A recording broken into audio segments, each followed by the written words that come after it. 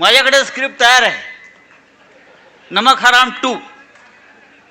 एक नमक हराम आला होता, अमिताभ बच्चन, राजेश खन्ना. नमक हराम 2चं स्क्रिप्ट माझ्याकडे तयार आहे. मी चांगला लेखक आहे, तुम्हाला माहिती आहे. मी संपादक आहे, मी पत्रकार आहे. राजकारण माझ्या समोर घडतं किंवा आम्ही घडवतो. बाळासाहेबांनी आम्हाला शिकवलं आपण घडवत राहिलं पाहिजे आणि बिघडवत पण राहिलं पाहिजे. तेव्हा लवकरच मी नमक हराम 2 हा सिनेमा काढणार आहे आणि ठाण्यातल्या सगळ्या हरामखोरांवर प्रकाश टाकणार आहे.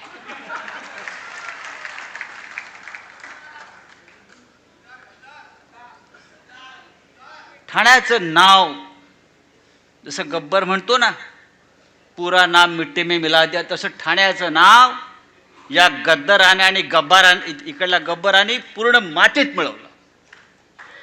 ज्या ठाण्याची प्रतिष्ठा अनेक या ठाण्यामध्ये महान लोक होऊन गेले. बाळासाहेब ठाकरेंनंतर, शिवसेना प्रमुखांनंतर हे ठाणे निष्ठावान, कडवट निष्ठावान धर्मवीर आनंद दिघे यांच्या नावाने ओळखलं जात होतं. ते या गद्दारांनी, नमक हरामांनी संपूर्ण देशात ठाण्याचं नाव हे बदनाम केलेलं आहे. काय काय रोज रोज घोषणा करतायत जिंकण्यासाठी. माणूस धडपड करतो जगण्यासाठी. पैसे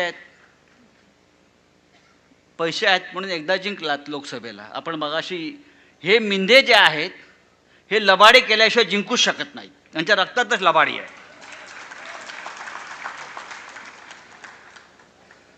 अख्ख्या महाराष्ट्रात त्यांनी लबाडी केली.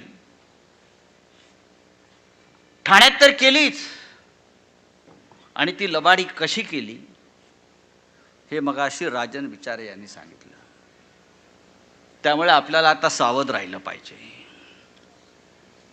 आता काय आणली आहे ज्योतिताई? घोषणा काय केली आहे? लाडकी बहीण, लाडकी बहीण, लाडकी खुर्ची, लाडके गद्दार मोदींचे. लाडकी बहीण. ठाण्यामध्ये किती लाडक्या बहिणींचे संसार, पोटापाण्याचे, रोजगार यांनी उद्ध्वस्त केले ते आधी सांगा. जे निष्ठेने उद्धव साहेबांबरोबर राहिले, शिवसेनेबरोबर राहिले, आमच्या मोहितेताई कुठे आहेत? त्यांच्या घरांवर असेल, त्यांच्या लहान लहान व्यवसायांवरती असेल, बुलडोजर फिरवले. या काय लाडक्या बहिणी नाहीत का?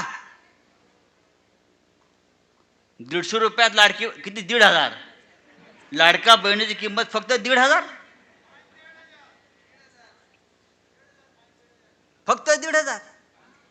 आमदारांना 50 कोटी आणि लाडक्या बहिणींना 1,500. मतदारांना विकत घेण्यासाठी प्रत्येक मतदाराला 10,000 आणि लाडकी बहीण 1,500. आणि जी लाडकी बहीण निष्ठेने राहील आपल्या खऱ्या शिवसेनेबरोबर, तिच्या घरावर, तिच्या उद्योगावर बुलडोजर. हा गुजरात पॅटर्न आहे. हा महाराष्ट्रात चालणार नाही. म्हणजे सगळं लुटून न्यायचं आणि या मिंध्यानी मग लाचारीनं गप्प बसायचं.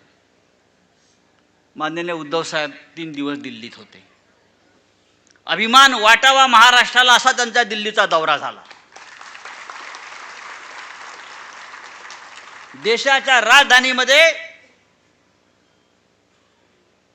उद्धवजींचं जेव्हा आगमन झालं तेव्हा अहमद शाह अब्दाली हा घाबरून त्याच्या घरातच बसला होता. कोणी बाहेर नाही पडले. पण त्यांच्यासाठी दिल्लीच्या जनतेनं, दिल्लीच्या राजकारण्यांनी, जे उद्या भविष्यात सत्तेवर येणार आहेत त्या सगळ्यांनी त्यांच्यासाठी रेड कार्पेट अंतरलं होतं. तुम्ही काय सांगता? हे सकाळी कोणतरी म्हणत होते हे कशाला गेले दिल्लीत? तुमची कबर खाण्याला आम्ही दिल्लीत गेलो होतो उद्धवजीच्या नेतृत्वाखाली. तुम्हाला गाडायला आम्ही दिल्लीत गेलो होतो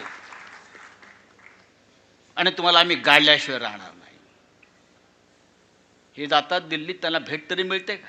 मोदीच्या त्या गवतावर बसतात, पांढऱ्या पॅन्टवर गवत लावून परत येतात पाठीमागे असं. येतात बघा तुम्ही, जाताना पॅन्ट स्वच्छ असते, येताना सगळे गवत तिथं लागलेलं असतं, असं पाठिंबा. आम्हाला माहिती आहे दिल्ली काय, तुम्ही आम्हाला दिल्ली शिकवू नका. शिवसेना प्रमुखांच्या कृपेने आमचं अख्खं आयुष्य दिल्लीमध्ये गेलंय. दिल्ली आम्हाला सांगू नका तुम्ही. आणि तुमच्या पोराबाळांना दिल्लीत पाठवायचं काम सुद्धा उद्धव साहेबांनीच केलं लायकी नसताना. तर तुम्ही दिल्ली आम्हाला काय शिकवताय? दिल्ली ही देशाची राजधानी होती कालपर्यंत, आता ती फक्त गुजरातची राजधानी झाली आहे आणि ते आम्हाला नष्ट करायचं आहे. दिल्ली देशाची राजधानी असायला पाहिजे.